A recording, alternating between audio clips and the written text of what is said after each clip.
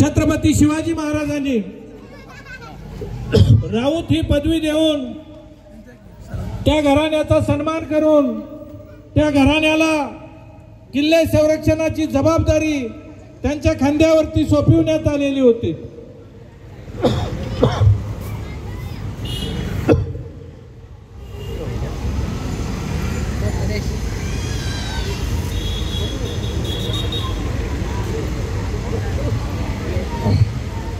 चौदा नोव्हेंबर 1794 साली राघोजी साळवे यांच्या पत्नी विठाबाई यांच्या पोटी लहुजी साळवे यांचा जन्म झाला। हिंदवी स्वराज्याचे संस्थापक छत्रपती शिवाजी महाराजांच्या राज्यकारभाराची सुरुवात ज्या पुणे शहरातून झाली आणि 1818 साली ब्रिटिशांनी पेशवाई नष्ट केली। या हिंदुस्थानातील घडामोडीच्या इतिहासामध्ये पुणे शहर काही दिवस थंड होतं। मराठे आणि इंग्रज यांच्यामध्ये शेवटचं युद्ध झालं, ज्या युद्धामध्ये लहुजींचे वडील राघोजी साळवे हे सुभेदार म्हणून मांग आणि रामोशी सोबत घेऊन यांनी कडवी झुंज दिली, परंतु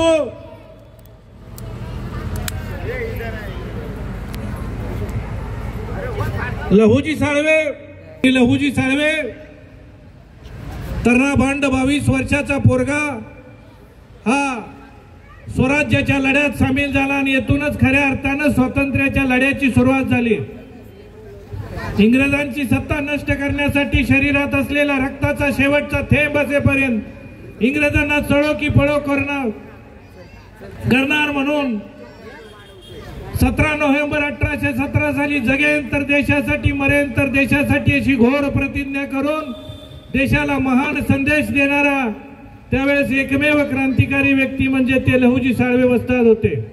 लहुजी साळवे यांनी या समाजामध्ये जागरूकता निर्माण व्हावी, स्वातंत्र्याबद्दल जागरूकता व्हावी यासाठी तालमीच्या माध्यमातून दांडपट्टा, लाठीकाठी, भालाफेक प्रशिक्षण देऊन अनेक क्रांतिकारक तयार केले आणि यांच्या तालमीमध्ये लोकमान्य टिळक, वासुदेव बळवंत फडके, महात्मा फुले, चापेकर, आगरकर असे अनेक मातब्बर शूरवीर तयार झाले आणि स्वराज्याच्या लढ्यात सामील झाले। पुढे महात्मा ज्योतिबा फुले यांनी यांना गुरु मानलं आणि त्यांचं शूद्राच्या विकासाकडे मन वळलं।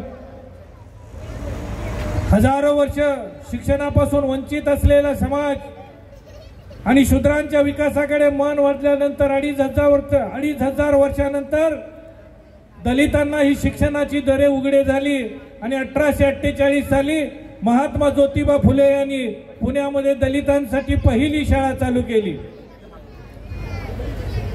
लहुजी वस्ताद साळवे यांनी समाजामध्ये फिरून, दलित समाजामध्ये फिरून माणसांना समजावून सांगितलं, मुलांना शाळेत पाठवा, शिकून माणसं होऊ द्या। म्हणजे शिक्षणाचे प्रचारक आणि प्रसारक खऱ्या अर्थानं लहुजी वस्ताद साळवे होते, परंतु ती शाळा चालली नाही। पुन्हा महात्मा ज्योतिबा फुले यांनी सावित्रीबाई फुले यांना शिकवून देशातील पहिली शिक्षिका तयार केली।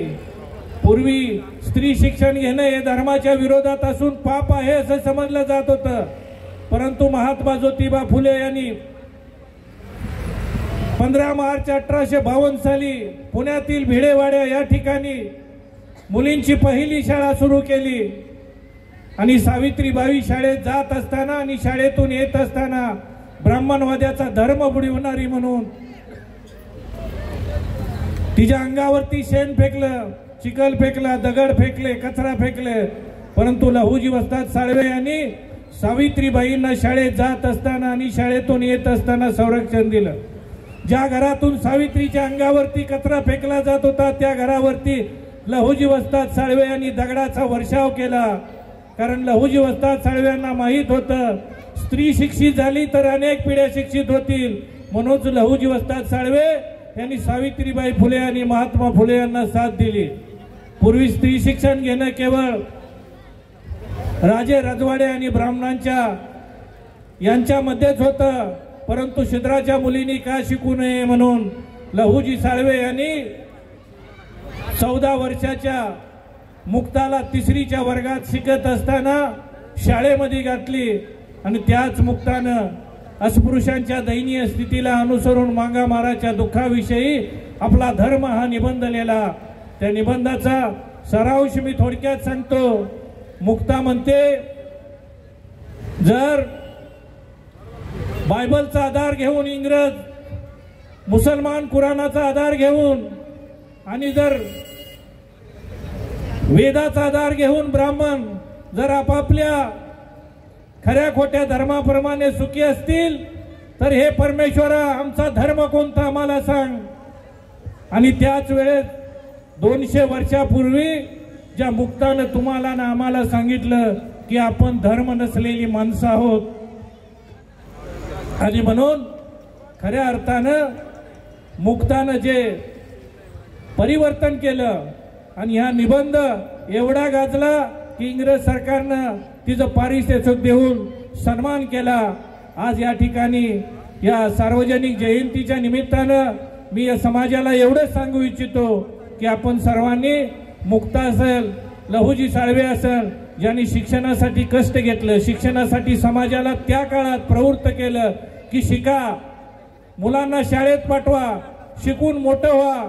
आणि म्हणूनच माझी विनंती आहे समाजाला की आपण शिकलं पाहिजे आणि शिक्षणासाठी आपण सर्वांनी आपल्या मुलांना शाळेमध्ये पाठवलं पाहिजे।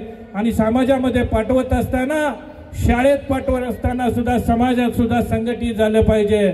आणि एकत्रित येऊन खऱ्या अर्थानं जर समाज संघटित झाला तर आपलं प्रबोधन होईल। आपल्याला सर्व शैक्षणिक, आर्थिक, सांस्कृतिक ज्या माहिती या समाजामुळे आपल्याला सुशिक्षित इंगळे सरांच्या सारखी अनेक मंडळी या ठिकाणी BRC मध्ये कामं करणारे आहेत, त्यांना सरकारी योजना माहीत आहेत आणि त्या योजनेच्या माध्यमातून त्या योजना समाजापर्यंत पोहोचवतील। आणि निश्चितपणे येणाऱ्या भविष्यामध्ये या मातंग समाजामध्ये अनेक अधिकारी घडतील अशी अपेक्षा मी व्यक्त करतो। आताच नुकतीच RTची स्थापना झालेली आहे। बार्टीच्या धर्तीवरती RTची स्थापना स्पेशली मातंग समाजासाठी प्रशिक्षण संस्था निर्माण केलेली आहे सरकारने, आणि त्याच्या माध्यमातून आज मुलांना स्कॉलरशिप मिळून मोठमोठे अधिकारी होण्याची संधी मिळालेली आहे। तर त्या संधीचा आपण सर्वांनी फायदा घ्यावा। ज्याला ज्याला RT बद्दल माहिती नसेल त्या सर्व माझ्या तरुण कार्यकर्त्यांना, रवी असेल आणि सर्वजण या मंडळातील कार्यकर्त्यांना विनंती आहे, RT संदर्भातील या समाजाला आपल्या माहिती द्यावी आणि प्रत्येक मुलांना त्या RTचा लाभ मिळवून या समाजामध्ये कशा पद्धतीने येणाऱ्या भविष्यामध्ये मोठे अधिकारी होतील हे आपण पाहूया।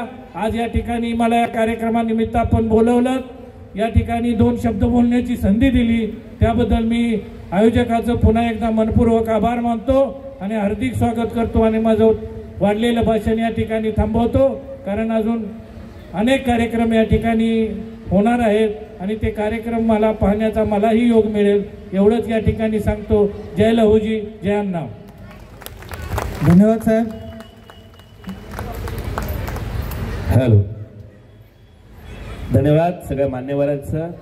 मी क्रांतिसिंह लहुजी साळवे प्रतिष्ठान, मानपूर, मुंबई, लोकशाहीर अण्णाभाऊ साठे मातंग विकास संघ, समाज मंदिर, मुंबई, अखिल भारतीय मातंग सेना आणि लोकशाहीर अण्णाभाऊ साठे प्रतिष्ठान, महाराष्ट्र नगर, मानपूर।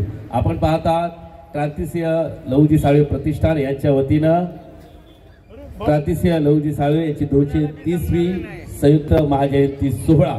सगळ्या आमच्या मल्हारी फाळकेजी यांनी अत्यंत सुंदर ज्या लावणी किंवा ज्या छकडीने संपूर्ण महाराष्ट्रामध्ये खास साहित्य क्षेत्रामध्ये आपलं आगळं स्थान निर्माण केलेलं आहे, तर ती छक्कड त्यांनी वन्स मोर जी केलेली आहे। महाराष्ट्र नवनिर्माण सेनेचे कलाकारांचे खूप चाहते आहेत। धन्यवाद सर। तुम्ही या ठिकाणी 500 रुपयाचं जे मानधन दिलं, जरा जोरदार टाळ्या। वन्स मोर ते गाणं या ठिकाणी लोकशाहीर आमचे तुम्हा सर्वांचे प्रकाश साठेजी या सुंदरशा अण्णाभाऊ साठेच्या छकडीला तुमच्या पुढे या ठिकाणी सादर करतो।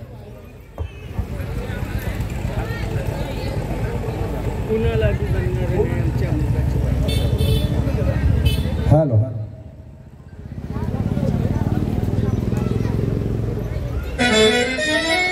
माझी मैना गावावर राहिली, माझ्या जीवाची होती या काहिली। माझी मैना गावावर राहिली, होती या काहिली, याची महिना गावाकडे राहिली, याच्या जीवाची होती या काहिली, याची महिना गावाकडे राहिली, याच्या जीवाची होती या काहिली. देवत्यू बांधा रंग गवाळा कोर चंद्राची, उदांत गुणाची मोठ्या मनाची, सीता ती माझी रामाची, हे हसून बोलायची मंद चालायची सुगंध केतकी, सतेची कांती घडीव पुतळी सोन्याची, हे 99 काडी दवण्याची, रेखीव भुवया कमान जणू इंद्रधनुची, हे हिरकणी हिऱ्याची काठी आंधळ्याची, तशी ती माझी गरिबाची मैना रत्नाची खान, मैना रत्नाची खान, माझा जीवची प्राण नसे सुखाला, तिच्या गुणाची ठक्कर मी गायली, माझ्या जीवाची होती या काहिली, माझी मैना गावावर राहिली, माझ्या जीवाची होती या काहिली, याची मैना गावाकडे राहिली, याच्या जीवाची होती या काहिली, याची मैना गावाकडे राहिली, याच्या जीवाची होती या काहिली.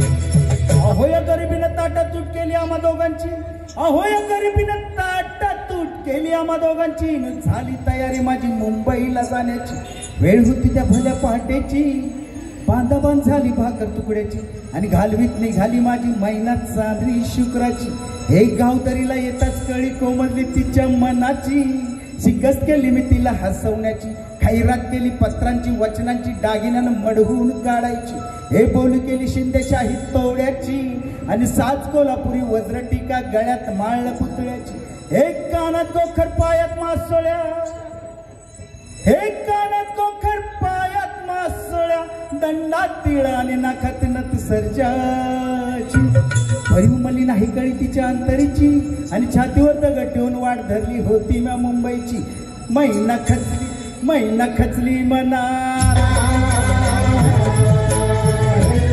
मैना खचली मनात, ती हुरसली डोळ्यात नाही हसली गाला, हात उंचावून उभी राहिली, माझ्या जीवाची होती या काहिली, माझी मैना गावावर राहिली, माझ्या जीवाची होती या काहिली, याची मैना गावाकडे राहिली, याच्या जीवाची होती या काहिली, याची मैना गावाकडे राहिली, याच्या जीवाची होती या काहिली.